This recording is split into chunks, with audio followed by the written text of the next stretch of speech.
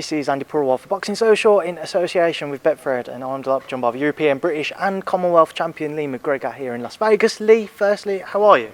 All good, mate, all good. Just training away, training hard, so nothing exciting, just training away. Well, it's good to know obviously you are in good spirits, and you finally got an opponent for December 18th rather, Chisora Park 2 card. How much of a relief is it for yourself to finally have got somebody to sign on that dotted line, because I know how frustrating of a period it's been trying to get somebody to agree to a fight with yourself? Yeah, definitely. Obviously, I've had in the back of my head for a while now. Obviously, been in training for many weeks now, knowing that I was going to be fighting before the year is out. But opponent-wise, we have been having a bit of a nightmare. Obviously, was ordered in a final eliminator for the IBF title against Jason Maloney, which was looking like it was all going to be done and happen in December. Unfortunately, they opted out from the fight. And then the next guy in line was a Thai who is actually now in line to go and fight anyway, so you can't grudge that. And then the next one in line was a Russian, who I believe opted out as well. So we were just constantly going down the rankings with IBF, and then it was the next person in line was Inui's brother actually. So then you go through negotiations with him and probably falls through, because there's no really much in that fight for him. If he beats me, he goes on to fight his brother. It doesn't make sense. So we fought ahead and thought, well, rather than wasting more time and then it being too late to agree to a fight and not being able to fight this year, we've managed to get a European defence and a voluntary European defence, who again we tried other opponents, French guys. Eli Conke, I think, was one of the ones we tried making it against, who's, I believe turned that down as well. So we've had a nightmare, but here we are. We've got Armenian Narek Abagayan, and it's a tough fight. He's Olympian, a good fighter, and one I'm looking forward to. Talk to me about him. What do you actually know about him? What challenges are you expecting him to bring to the ring come December 18th?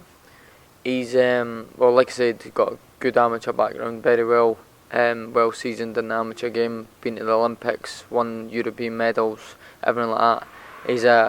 He's a very good fighter, trains out at the Wildcard gym, so definitely no pushover. I'll be coming over to win, and I expect a tough night, a tricky night, but one I'll come through and keep on my journey to hopefully becoming world champion.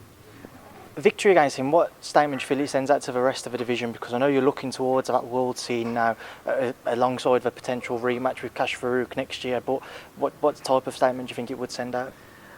Obviously, I think I'll probably be expected to win the fight, but it's how I do it. It's going to be what statement I make, and I intend on making a big statement as usual, and I'll be going in there to do a job, and most importantly get the win, but at the same time look good and impress and send a message to all the other bantamweights that I'm not messing around. I'm coming for them all.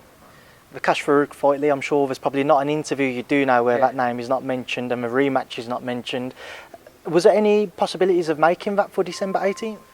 No, I don't think so. I believe that's a headline fight itself, one that will sell out. Obviously, the Hydro in Glasgow. Ideally, I would love to fight in Edinburgh this time, my hometown. But with the timing, I think it's probably looking like March, and there's only really one stadium in Edinburgh. Well, for me, would be the Tynecastle, the football stadium, and it's a lot of work and a lot of planning, and probably not enough time to do. So I think the realistic venue for that will be the Hydro, and it will be a sellout, like I said. It was never going to be the case for this year. It needs a wee bit more building, and who knows what can happen before March 2022. There's a lot can happen in boxing, so we'll just have to wait and see. Lee, just a couple of quick topics I want to get your thoughts on before I let you go, because I know the team's waiting to shoot off this weekend. Crawford Porter, what's your take? What are your thoughts? Yeah, it's a very good fight, one I'm really excited for. Looking forward to attending. I think we're going to be able to go along and watch it. So again, another massive fight to experience, and I think it's going to be tougher for Crawford than what people expect. I do expect him to come through I think he will walk Porter onto a shot eventually, because Porter is quite careless and reckless coming forward, although he's a very strong man, so I believe he'll do well early on, but I think Crawford might take him out sort of towards the back end of the fight. We saw a video of Terence and Josh next to each other having a little chat yesterday. I assume you was here as well. Was you sizing them up? Was you kind of making little comparisons? Yeah, no, I said that as well. Josh is light welterweight, obviously 140 just now, but he's huge for light welterweight, and I believe he's bigger than Crawford as well. And then when he moves up to welterweight, he's going to fill out even more. So he's really going to fill in welterweight nicely, and when that does happen, Josh is going to be the bigger man on the night, 100%. So no issues with size or that there, I believe. And final one, Lee, I'm sure you saw the WBC announcement yesterday. Canelo up at cruiserweight, facing Canelo-Makabu. That one was approved. I just wanted to get your reaction to seeing that news. Yeah, no, actually it's weird because yesterday morning here, I actually, like I said that to Lee and Ben, and that I said, because I'd seen a couple of tweets and all that about it before it was announced. I says, do you think you could beat Makabu? And I was actually mentioning it, saying I think they might try and do that. And then it's now a couple of hours later after that was ordered. So mad, but just the man's an unbelievable fighter. I believe he will come through that as well. But it's now just getting a bit silly. But it's not going to be a walk in the park, just due to obviously I believe he's a lot more technically better than Makabu and that, but just down to size it's going to be a tough night. But I think he's possibly getting him at the right time, and one I think he'll come through again as well. Right, Lee, just before I let you go, I want to leave a final message from yourself to obviously everyone back in the UK who's going to look forward to seeing you come December 18th.